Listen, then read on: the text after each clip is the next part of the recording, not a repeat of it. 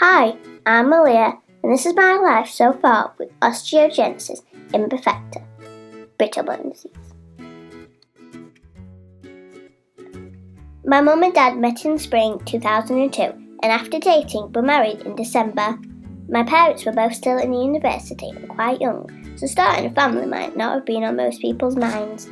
My mummy, however, had always wanted to be a mother, and fairly soon she got her way. Things started very similar to any normal pregnancy. My dad was in shock and my mum was over the moon planning nurseries and picking out prams. At 20 weeks came the routine scan. It was an exciting day which should have formed the standard part of any normal pregnancy scrapbook.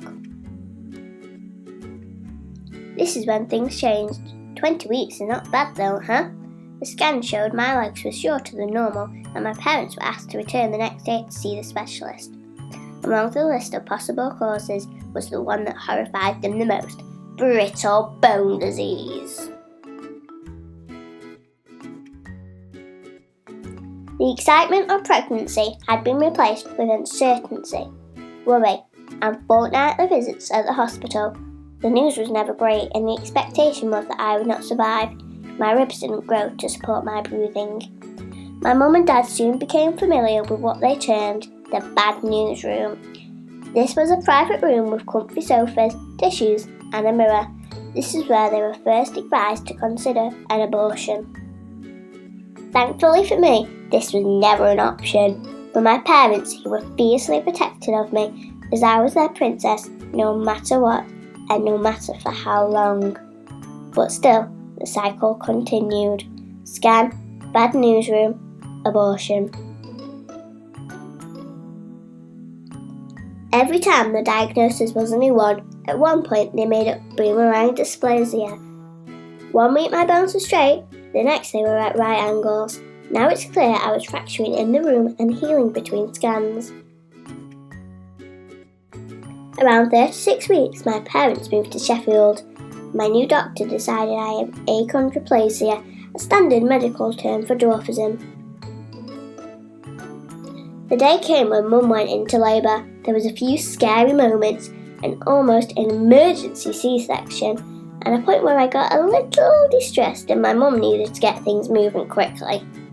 I even had a sensor on my head to monitor my vitals before I was even fully born. A whole room full of doctors and midwives had done the trick. I was born on the 5th of July 2004 and weighed at 5 pounds and 11 ounces. Thankfully, although still unaware of my condition, I managed to get through childbirth pretty much intact. Now, if you know someone with a Y, this part might be familiar. A standard part of the post-birth checkup is called the hip check. This is where a doctor checks the range of movements in your legs and hips. It's a bit graphic, so we'll use a chicken. My dad describes this like removing legs from the Sunday roast.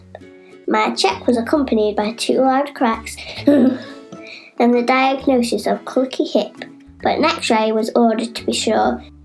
As you can imagine, I was not too impressed. Comforting a newborn with 2 broken legs in 2 braces is not an easy task. The breaks were confirmed the next morning, and surprisingly, this is where things started to improve.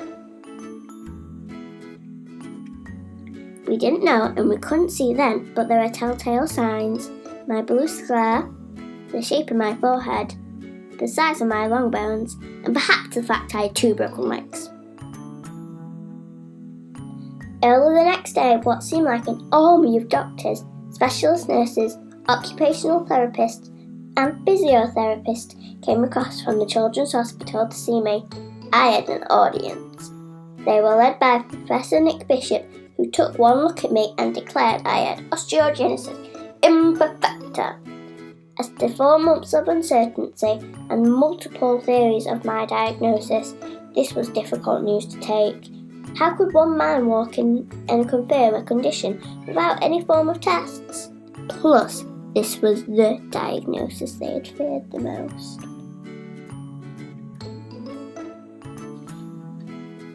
They had us transferred to the Sheffield Children's Hospital. The occupational therapist took my dad shopping to make sure I got the right equipment. and the nursing team looked after me and my parents as if we were family. We spent a week in the hospital, and Mum and Dad were in shock coming to terms with how everything had changed. The team taught them how to care for me. Imagine how hard it is to change your baby's nappy with 2 broken legs! The safest way to hold and move me around the majority of the time was to keep me on a pillow. "My princess on a pillow," is what my daddy used to say. While I was little, keeping pressure off my spine was as important as managing any fractures I had.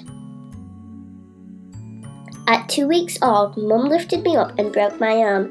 We went straight to the hospital to get an x-ray to confirm it. Mum was devastated.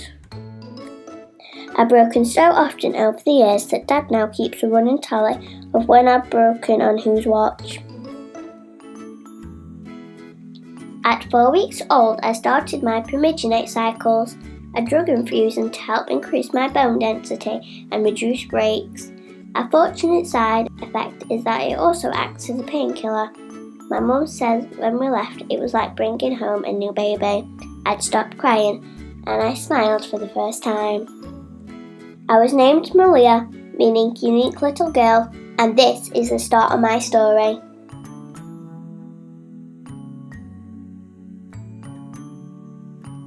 Hey guys, thanks for watching my new video. Smash that like button, but don't break it. Leave me a comment in the section below to let me know what you think or what you would like me to share with you in Oi, It's My Life Part 2. Also, please see links to a few awesome OI charities and the amazing Sheffield Children's Hospital. Plus, links to my previous video that tells you all about my condition. And finally, May the 6th is Wishbone Day. Let's turn the world yellow. What? No chickens were harmed in the making of this production.